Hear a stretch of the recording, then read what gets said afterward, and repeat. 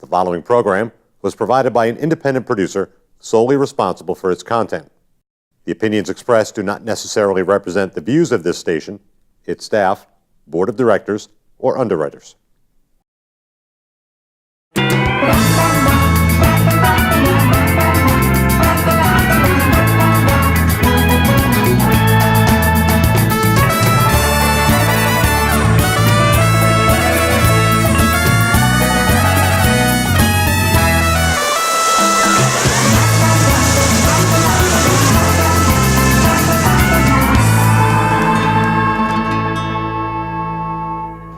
Hi, and welcome to the Happiness Jungle TV show. I am your guest host today, Cami Baker, and I couldn't be more thrilled than to have yet another wonderful entrepreneur and coach and speaker and author, and the list goes on and on and on. This yummy woman and I met, gosh, I think about 2 years ago. We were introduced virtually through cyberspace and through a mutual friend, Syndee.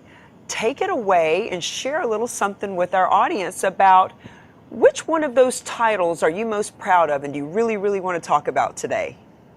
Well, hello, Cami. Thrilled to see you today. Gorgeous as always. Thank you. The title that I enjoy most is the one that suits the person I'm working with at the time. I hear that. That sounds about like me. When people say, what do you do? I say, well, depends on the day, depends on the situation, and it depends on how I need to be serving. Exactly. And you know, when we're called to do so much that women like you and I are, you know, it's just exciting that we can share so much with so many to help others on their way to reaching their highest success. Well, you have been a successful coach and author and mentor and speaker and all of these great things for quite some time now. Just tell us a little bit about your journey and how you got started and what did you start with? Just let us know a lot about your yumminess. Well, I started many years ago in business management, and I have worked for every different kind of company and every size company, from, you know, 2 people to hundreds, and I have totally loved managing those businesses. And of course, you're always going to be coaching people when you manage anything, because that's how excellence happens, when you help people get to their best level. Then I decided that I wanted to get into the same city with my husband. I was covering 34 locations on the West Coast, managing businesses, and he was building a power plant in Colorado. And I said, honey, if we're going to see if this is going to work, we've got to get in the same city. Well, I opened a brick and mortar business, and he semi-retired so we could get in the same city. And then we were married a year and a half later, and 20 years later, we're still happily married. And I sold my business just before the recession hit, thank you, God. I was writing a business plan for expansion. The landlord wanted to double my space and pay for the build out. That was a sweet $60K I would have gotten. And I told my husband, I said, honey, I don't think it's time to expand. I think it's time to sell, which is what we did. And then I opened my coaching practice and consulting practice. I've also gotten into the podcasting world after, I think it's a year and the next month or 2. And I am also doing retreats every month. So if anyone's interested in learning how to build your business and have a relaxing, fantastic time at a retreat location, I have one coming up in Las Vegas. Yay! Yay! Yeah. You know, retreats are really becoming very, very popular. It seems to be that people don't want to see PowerPoints. They don't want to, you know, read a handbook anymore. They are wanting to have an experience. And that's exactly what retreats do. As a matter of fact, I plan on getting into some of those myself. So before we get into your actual retreat, talk to me about your clients. Like, who is a perfect client for you? Well, since I'm so experienced in every type of business and almost every type of entrepreneur, I can work with anyone who's interested in business, whether they're starting out or whether they've been in business a while and they need to up-level or they need to add programs or products. And so that's what's exciting to me, is that I'm able to work with so many different types of people. Now, when you say add products and all that, give me an example of somebody that you've worked with, like when you met them, what was going on, and then after working with you, what are some of the things that transpired? Well, how to pick just one. Recently, I worked with a woman who had a brick and mortar business, and she needed to increase her sales. And as you know, rents are really expensive in today's market, so you always have to continue to get things that you don't have to be present to sell.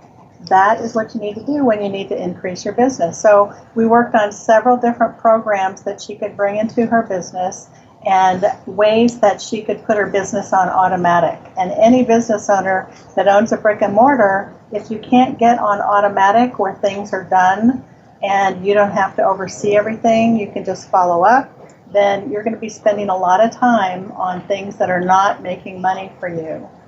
I tell you, I started out as a brick and mortar. Well, actually, when I was 8 years old, selling gum to other kids for a profit wasn't exactly brick and mortar, but the first business that I had when I was 23, I was in Florida, and I owned a huge, it's a long story, ended up getting into this big bar right on the beach, and it was a bar and a restaurant and a pool hall and a laundromat, and there was another room that we rented out for just all kinds of stuff.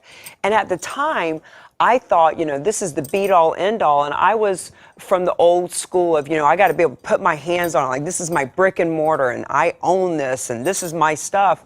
And now that I don't have brick and mortar, I can't even imagine the overhead and the nightmare and the employees and just having to crack that monthly nut like that. So when you work with people who are in brick and mortars, because you have been in too, do you ever encourage them, hey, you know what, there's things you can do from home, or there's more stuff you can do on the internet? Like, would you counsel people to let go of some of that overhead?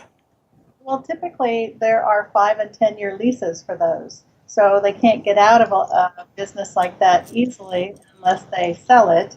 But in a brick and mortar, you have to be able to manage the business and the people, and you can also do other things if you can get your business on automatic, which is so easy for me to help people to do. But the other point is that you want to create things to sell that you don't have to be there to sell them.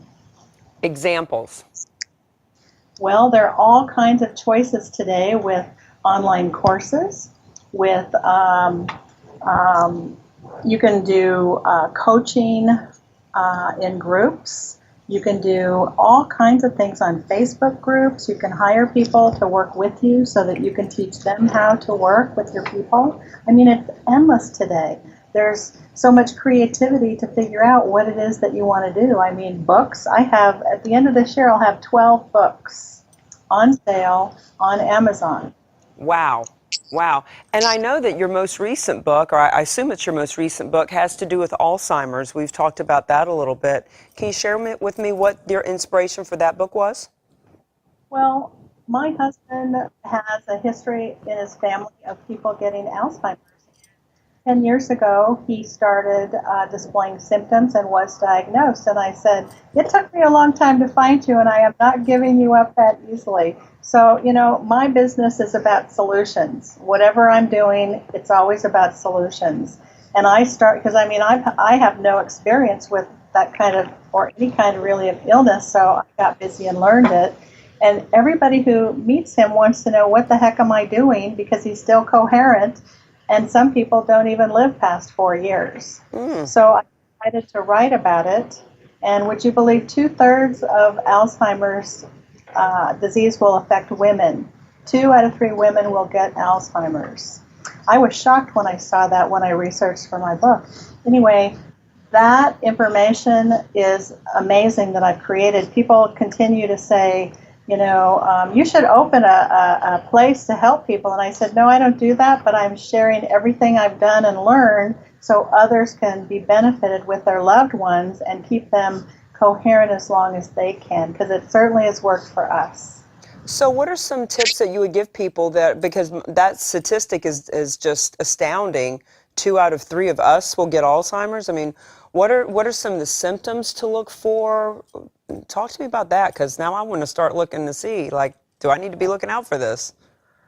Well, it's confusion. When, the way that I learned about my husband was we were at a timeshare in Sedona, and we were having dinner with friends because two or three couples went together.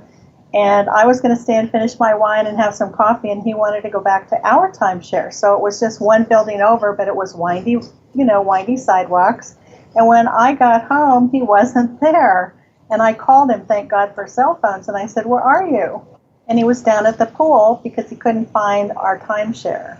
So that day I knew that we were going to have some issues with that. I immediately got a diagnosis for him and got to work on what could I do. So the two tips, I really want to share this quickly so people can learn what they can do, is the first thing you have to do is not take everything you learn for granted or for verbatim, because they tell you to do this, they tell you to do that, but that doesn't work for everybody. My husband wasn't into any of that stuff that they recommended you do. So you have to pay attention to the person and figure out what's best for them. Where are their interests? Where were their interests before they got diagnosed? And figure out what is going to work for them. The second tip is, doctors do not know everything. All they can do is give you drugs, they can give you therapy, or they can diagnose, or they can do surgery. That's it. And if you talk to them about an alternative therapy or nutritionals, they don't want anything to do with that because they have no training in that. Now, And you said surgery. Is there actually surgery that they can do to help Alzheimer's? No, but I mean, if you just think in terms of whatever your ailments are, these are the only four things that doctors can do for you. And there is a myriad of things that I've put in my book that can help people, not just with Alzheimer's and dementia, which is part of the dementia family, but with several other things to help you stay as youthful and as healthy as you possibly can, because we have to be our own best advocates for our health. Now, when your husband was diagnosed, did you find out what it was that led up to it? Did they say it was genetic? Was it dietary? Was it drinking? Was it like, what leads up to this? They don't know for sure, but I believe it is hereditary.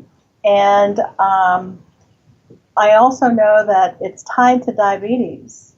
So if you get diabetes under control, then that's going to be, and you don't want that out of control anyway. That's a very serious disorder. And most people don't even know that they can have it checked and give themselves a 3-month history of their blood sugar. So be sure to ask your doctor to give you that A1C test so you can see if you have that, because it's not only a debilitating disease in itself, it's also a factor of, I think I read where 70% of people with Alzheimer's has diabetes.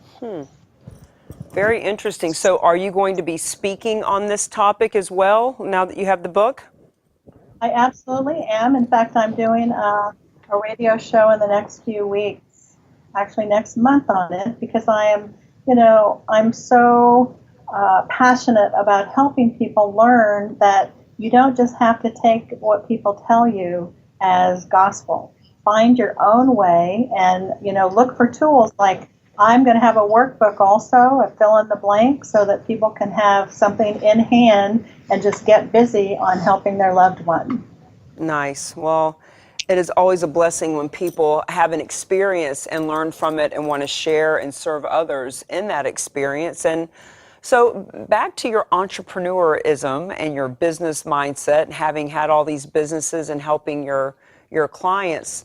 You have programs, you have things online, now you're having retreats. Talk to me about what we can look forward to if we go to one of your retreats. Well, we just laid out the one for Las Vegas.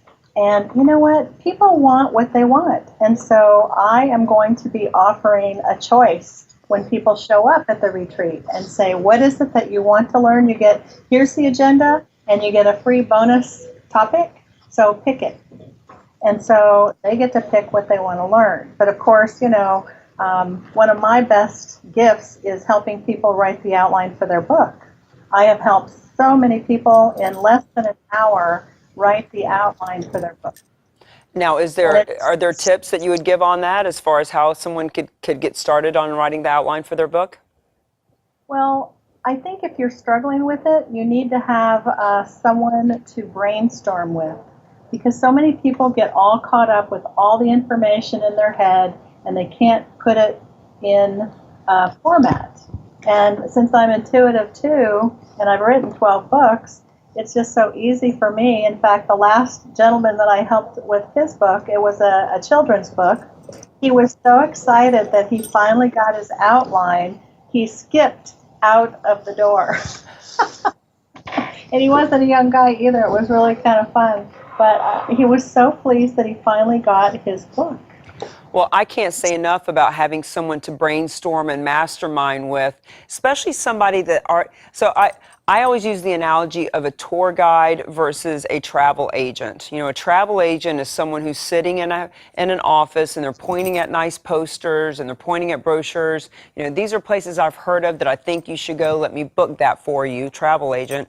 But a tour guide actually takes you by the hand and says, listen, we're going to go and we're going to see where all of the locals go. And I'm going to take you down this road and I know where the potholes are. So we're going to avoid the pothole, because if you hit the pothole, you're going to break an axle. And we're going to take this road. This road's a better view and it's actually going to get you there quicker and you'll have better vistas and all that. So it's about having a tour guide to take you where they've already been.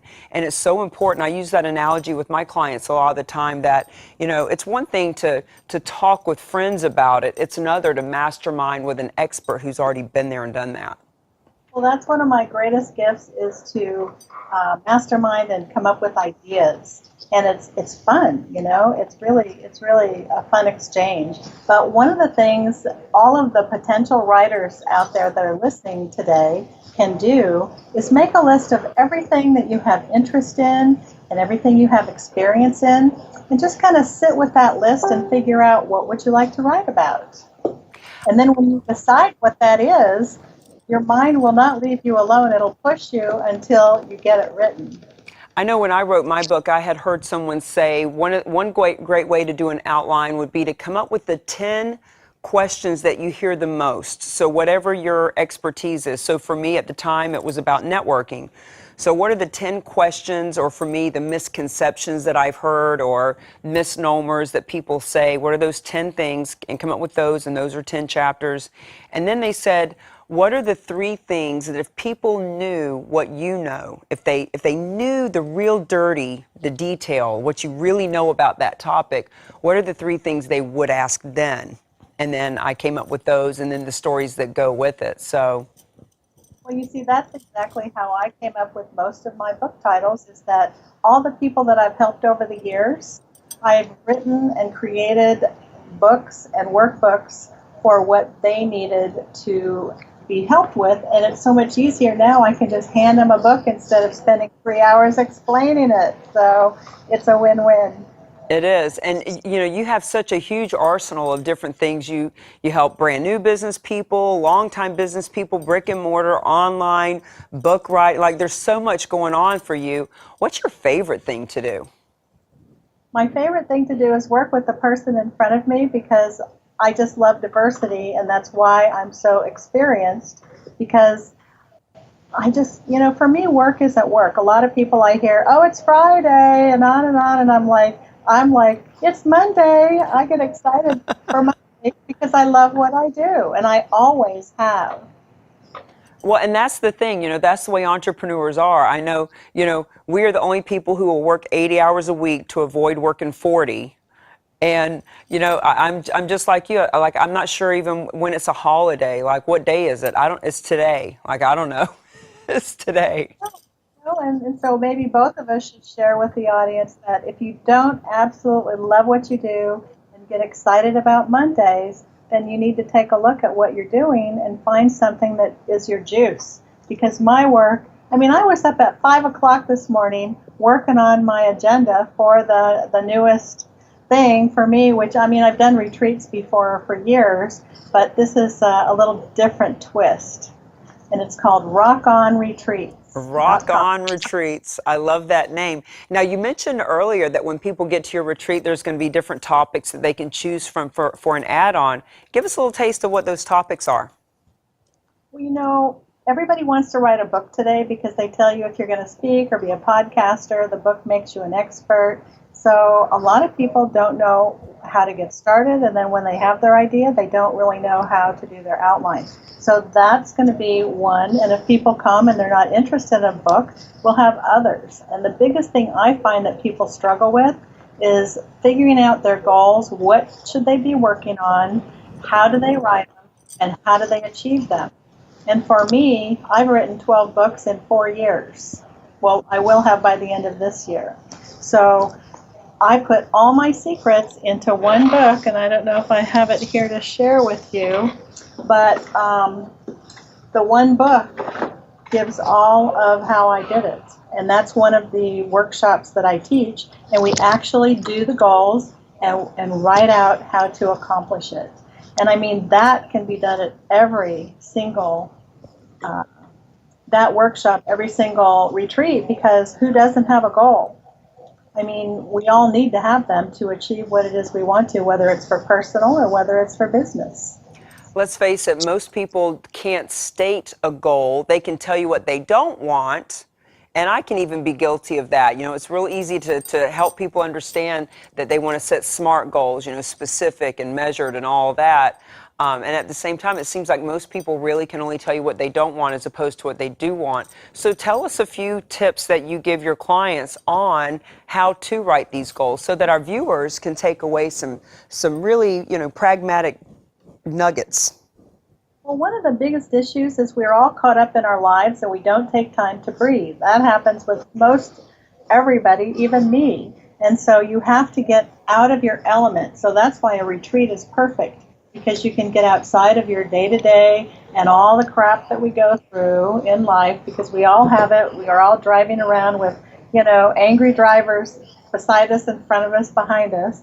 And so when you're at a retreat, you can just relax and enjoy your free time and really think about what it is that's important to you and what it is you want to achieve. And then at a retreat, you know, you collaborate with people, myself and my co-host at the retreat, and just really figure out what you want to do. Well, and that is great advice. I love to go to retreats. I love to go to seminars that are 3, 4, 5 days long. I've got 3 more before the end of the year that I'll be going to, getting on a plane, going. And another little tip, if you're going to be going to retreats and or seminars and networking outside of your city and state, get a roommate, not just to save money, but to build relationship. The last event that I went to in Scottsdale, my roommate was Shay Vaughn, who is Vince Vaughn's mother, and she was fabulous. And she has her own network that she does, a whole network that's seen by 30 million people. And we talked about me doing a show with her. And none of that would have happened if we hadn't have been in that room together, like literally going to sleep together. And I mean, separate beds, you know, but having a great time getting to know one another. So just a little tip from me to the audience. However, Miss Syndee, not everybody can go on a retreat. Not everybody can pack up and go do that. So for those of our viewers who are, you know, at home right now watching this show, and, you know, they've got kids pulling at them and jobs and things going on where they can't take off, what are some things that they can sit down at the kitchen table and actually put into practice to get their goals laid out?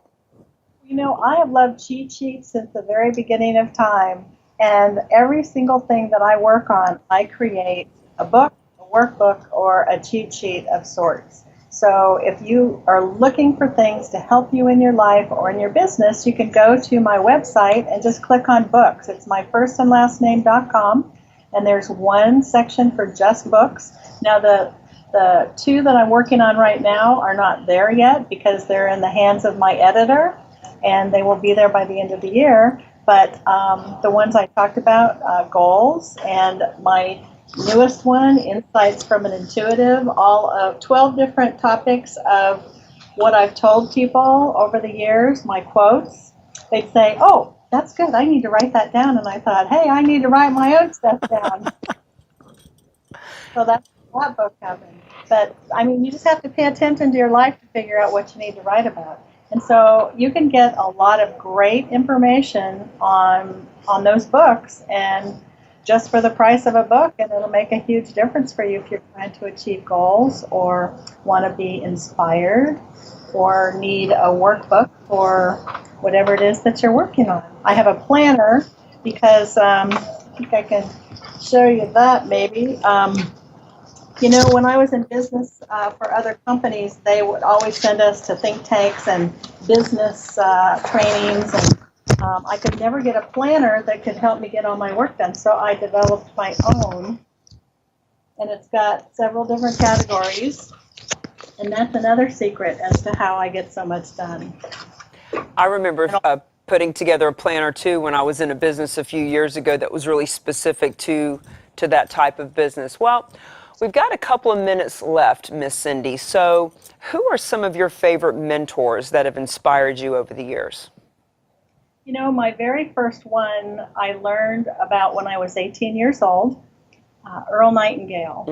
And he is an amazing human. I wish he were alive. I would go listen to every single thing he said, every word, because he really helped form my belief system and my core values with so many things. So if you can get a hold of anything he's done, then Earl Nightingale is the guy. And so that positive motivational arena is just juice. You know, if you haven't tasted it, then drink the Kool-Aid. I had Earl Nightingale lead the field in one of the big packs of cassettes. And there were like 6 cassettes in a fold thing. And I had those in my car when I first got involved in personal development. Oh gosh, about 15 years ago, I had cassettes in my car. That's how long ago it was. And I'll never forget Earl Nightingale's voice. The same one. That's what I started on. And of course, you know, all the other greats, I love them all. And whenever I can get a hold of anything, I met Jim Rohn in person years and years ago. And, you know, all of them are just fantastic. Well, it has been my pleasure to have you on. You know, Jim Rohn and Tony Robbins, and there was a cassette that I watched or listened to back in the day, Feel the Fear and Do It Anyway with Susan Jeffries. And now we have Syndee Hendricks that we can listen to, read, and have be our mentor, because a mentor isn't necessarily somebody that's physically with us. It's anyone that we listen to and aspire to think the way that they do. So CamiBaker.com here, thanking you for being a part of the Happiness Jungle. We are happy, and it is a jungle, but that's okay because we're happy anyway. See you on the next episode.